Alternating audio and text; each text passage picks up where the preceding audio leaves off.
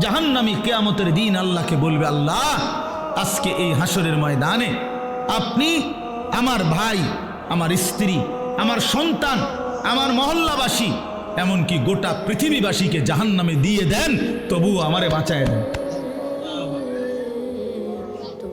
ওয়ামান ফিল আরদি জামিআ, প্রয়োজনে জমিনের সমস্ত মানুষকে জাহান্নামে দেন, সুম্মা ইউনজি, তবুও আমারে বাঁচিয়ে দেন।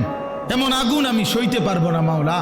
প্রতিটা নাফরমান বলবে, মাওলা এমন ভয়ানক আগুন যেটা ধাউ ধাউ করে জ্বলতেছে, তীব্র জাহান্নামের গর্জন, টকবক করতেছে আগুন।